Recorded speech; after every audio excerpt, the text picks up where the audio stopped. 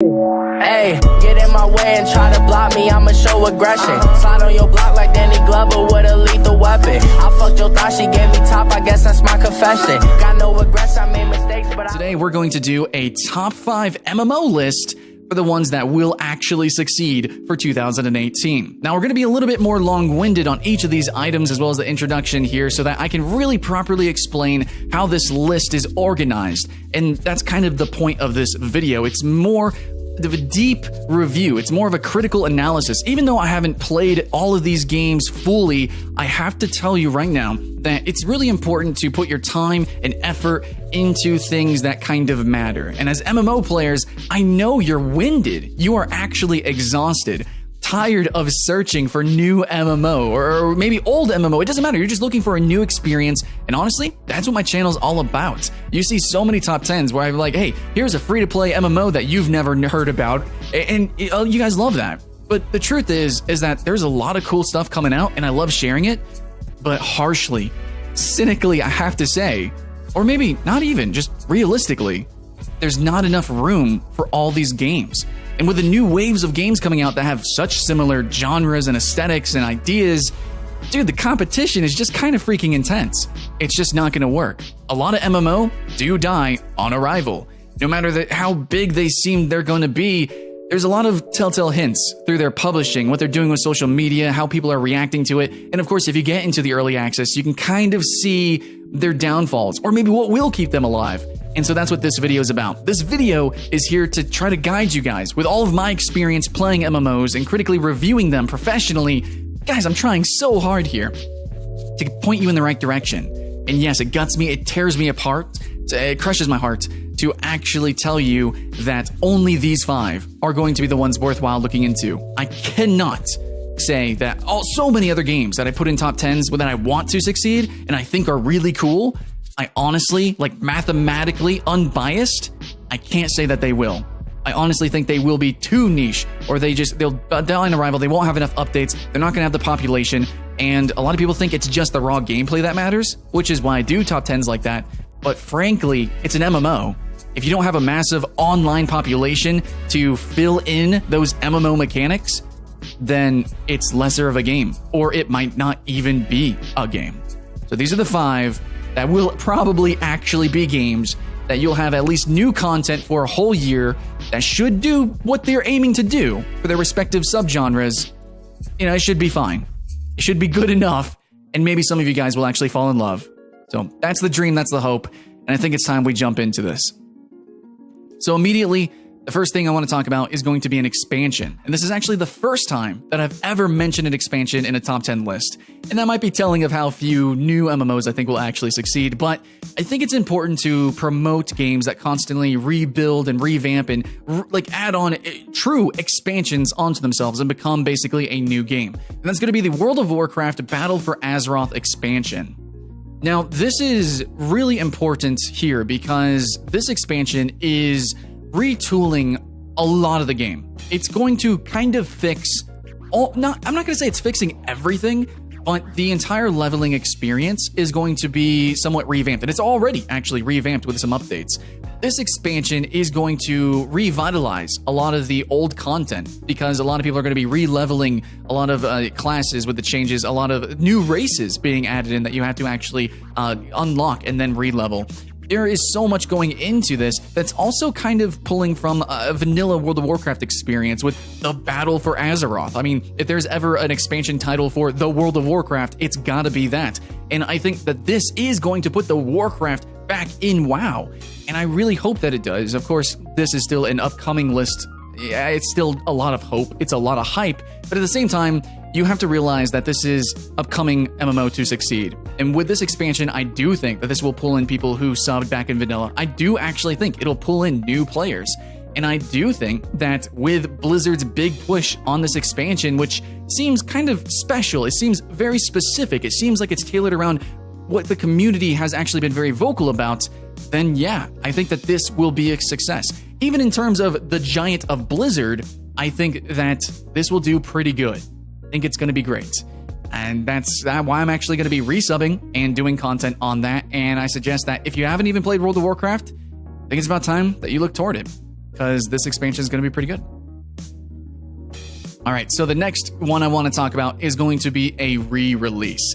And this is, in a way, you can say this list is more about the games it's kind of jazz. It's more about what I don't put on the list. So for mobile MMO, I'm putting RuneScape, which is, a re-release. We've seen RuneScape. It's an old game, actually, but RuneScape Classic, old school RuneScape, and RuneScape 3 is going to be mobile ports. And I think that compared to every other mobile MMO, like Albion or Durango, that I love promoting and putting in top 10s, and even playing with Albion and Durango, the thing is RuneScape is just super solid. Not only that, but like its mechanics directly translate to mobile completely perfectly. It just works as a mobile MMO. While maybe it's seemingly dated on PC, it actually still has a great following.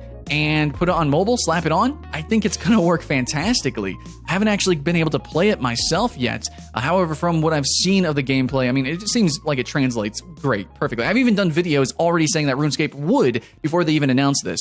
So it just makes a lot of sense. And all of that sense is kind of why this list is here. It's supposed to be analytically looking at these games and without bias trying to see which ones are going to be worth investing to. So basically, by me putting RuneScape on this list for mobile MMO category, I'm essentially saying that no mobile MMO upcoming, even other re-releases, are worth investing into. I'm also saying that while some of them might look good, like the BDO port, it's actually not a port. It's actually a different game. It's more of an action RPG. It's debatably, is it even an MMO? And that's what I'm trying to say. So, yeah. Now, next up, I'm going to have a shooting MMO, actually. Now, this one is maybe more contested on the list. It is Defiance, another remake of a game. Defiance 2050, or 2050, sorry. Well, this is going to be a remake of Defiance, which, when it released, it actually did have some competition. And even now, debatably, there's some competition. I probably could do a top 10 list of just these kind of MMO, actually. But just because I could put 10 games on a list, doesn't mean I should. All the other games have mixed or mostly negative reviews. They're not good. They've had a lot of drama, a lot of BS. But Defiance has had the most money poured into it. It even has a show, which I haven't watched. But the Defiance mechanics seem good enough. It's a co-op-focused, open-world shooter game with aliens. It actually reminds me a lot of Firefall, which whenever I mentioned Defiance previously on a top 10 for sci-fi MMO, I said I really liked Firefall as well, and I think those two games went hand-in-hand. But Defiance is the one that kind of survived. But at the same time, even though it did technically survive, it did enough to exist. The company behind it is actually revamping it. They don't want it to just exist. They want it to be really a massive game. They put so much into it and they're not giving it up. And when games do that, instead of just shutting down and leaving, when they just revamp and re-push, that's when I know, okay, there's passion there. There's something there. This isn't just a last Hail Mary. I don't believe so. This is something special. And that's why you need to look toward it. So, of course, there's some emotional bias there, but at the same time, you have to see the history of the development of this game and really all the money that's being pushed into it and how much attention is being thrown on it. Plus, it's also going to be on consoles, which is a big thing that a lot of people don't keep in mind. So, Defiance 2050 for a shooting MMO, even though there are some others, such as Foxhole, I think is cute. And again, there's a lot of early access ones. No. Defiance 2050 is the one that will be on top. How big that'll be, I don't know, but there's not many shooter MMOs that you can say are even worth looking at, but Defiance is definitely going to be one worth playing. Okay, so we went through 3 games, and those were essentially remakes, ports, expansions. But now we have 2 games that are actually new MMO that should be coming out or playable like in a beta state here this year, and they're actually both theme park MMOs, which I really don't like putting 2 in the same genre. And there's some other games I wanted to throw in here and I could talk about, like the classical MMORPG genre that's coming out, but I'm gonna be honest, if I'm not mentioning a genre of MMO, I think all of them will, to some degree, kind of a little bit fail. Yeah, I could say sandbox MMO. I could talk about classical MMO. I could talk about RPG-focused MMO. No, I really don't think that they're going to work. I don't. I'm sorry. I've played a lot of you. It's just not working out. Not right now. And maybe in a year, with a big update and expansion, we could talk about you, but I cannot, with a straight face, say that it's going to work out.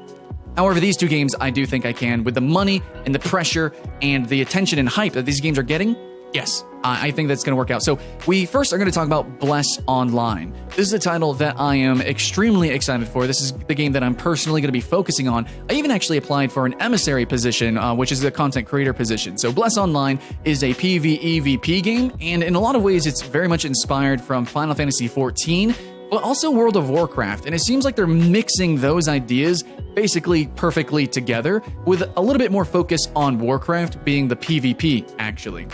With the aesthetic and a lot of the mechanical design being from Final Fantasy XIV. Now, the gameplay, what you're seeing in the trailers and stuff, is not exactly what it's going to be like in the Steam version, so I'm sorry if you're watching this video a little bit late, but the Steam version is going to have a revamped combat system. Things are going to be a little bit changed, and we don't know what that's exactly going to be like, but I want to talk about that. See, a lot of people might say that Bless is going to fail, because it's technically failed in other regions, but actually, this is why I think it's going to succeed. Is Bless Online did try once. They tried an idea, a concept. It leaned a little bit more toward a Final Fantasy IV-ish, very slow-paced and sluggish type of gameplay, and that didn't quite jive with a lot of people. Plus, it was kind of Western-styled. It just didn't fit the niche. Well, I guess it was kind of doing a couple of different things, really, and it didn't fit anywhere, and so it failed.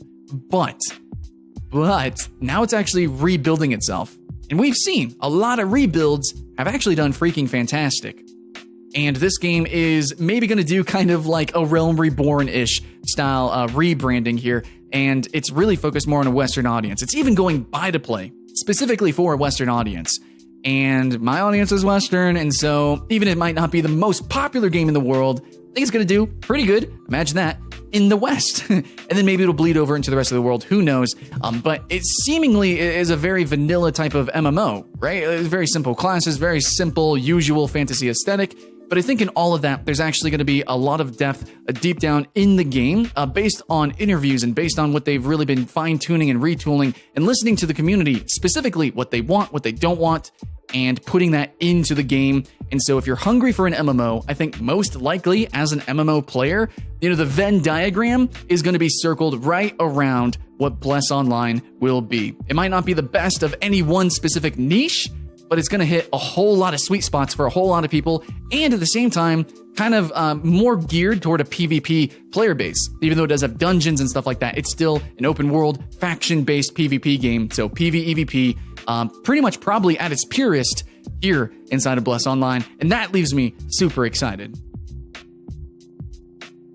And finally, we have Air, Ascent Infinite Realms. This might take a little bit longer to officially release. I'm hoping we do have a playable alpha beta in 2018. I imagine so. I think that there's going to be a lot of reused assets. I think that this game is going to be a very safe bet, even though it seems very different with it being a steampunk. It's still steampunk fantasy, and a lot of stuff I've specifically seen in other MMOs.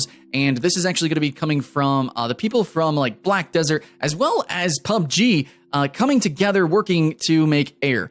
This is seemingly as well. I think there's going to be PvEVP, but I don't think it's quite as open and balanced as Bless Online. I think in a lot of ways for a theme park, it's more very specifically, hey, here's the PvP roller coaster. Okay, let's go into the dungeon, I guess some other ride, goat carts or whatever. You have the very specific theme park rides here in Air. So Bless is a little bit more open and more amoebus. I think things are going to blend a little bit easier together. Where Air is, yeah, you do this, you do that, you do that. This is a game for everyone, but it's also fragmented and split apart, and that's okay too. So there's two different ways you can approach theme park, I guess, MMOs, and Air and Bless are kind of doing it in different ways while also being very similar in ways. But basically, yeah, the gimmick here is Air is a steampunk MMO with freaking airship and vehicular combat.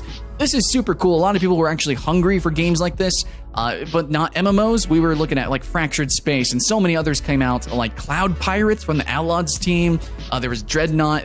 There's a lot of like air steampunky or spaceship combat, but put into an MMO space, I think makes so much more sense. And I've played a lot of those games, and they really missed the mark, I think. But with an MMO, a massive number of players, you have your crew all working together, playing together in a guild setting, I think that is the sweet spot. That is the sex. But Ascent Infinite Realms, I don't know how much is really going to be focused on that vehicular combat, on the steampunk versus the class fantasy dynamic of running dungeons on foot. We don't know the balance yet. We don't know a lot about a lot of these games. I mean, it's an upcoming list, right? But when it comes to Air, especially the history of who's making this game, I just feel like it's just a really safe bet. Steampunk fantasy MMO, theme park it up, just kind of use the usual mechanics, usual systems. You have already made other MMOs and other big games. You got this coming. It's going to be okay. It could even be uproariously pay to win, and it'll probably still actually be okay. As tragic as that is. It's just, there's so much money coming into all of these games that I've mentioned. There is so much attention on these games, and I feel like the ideas are just good enough, just safe enough, and the history, of course, of the development teams is they kind of know a little bit of what they're doing. It should be fine. Of course, generally, though, I do like games that are a little bit more wild, a little bit more original and crazy, but I think when you actually get into the game and you get into the core game loops, you might find that, yeah, actually having a game that runs is a little bit important. If you actually want to loop in an MMO, you want to actually grind for gear and actually consistently play for a while, that is part of the loop. You need a good solid loop to even run an MMO. So yeah, as crazy as I like a lot of these weird original games that I could talk about, and you'll see those in other top 10 lists, it's just these are the 5 that I'm picking that I think honestly are the ones that will not be dead on arrival. For every other, I'm serious about this too, every other game that will release in 2018, I think has a very high chance of, for most people, being considered dead on arrival, and I'm also including the ones that have already released. I know that's harsh, maybe I'll get dislikes and stuff, especially because this video was just ranted out, but that's what I wanted to do. I just wanted to talk to you guys. I'm a real freaking person who really likes MMOs, and I'm just here talking to you as a person who really likes MMOs. Me and you guys, we're buddies, we're friends, right? Friends and family. We just want to play games together, and I'm just saying, I think these are the games that we should play together because they'll be the ones that we can play together. It's just, I like playing games that actually survive and exist and are real. So these are the ones. Hope you guys understand that. Take it to heart. And if you've been around the MMO block, I think you know what I'm talking about. So much love, guys. Kind of a sadder video in some ways, but at the same time, I think you should keep that hype alive. Get excited for these games. I think they'll probably surprise us in a lot of ways that we weren't ready for. Well, I mean, that's the surprise, right? If we're not ready for it. Okay, anyways, much love. Hey, get in my way and try to block me, I'ma show aggression. Slide on your block like Danny Glover with a lethal weapon. I fucked your thought, she gave me top, I guess that's my confession. Got no regrets, I made mistakes, but I learned.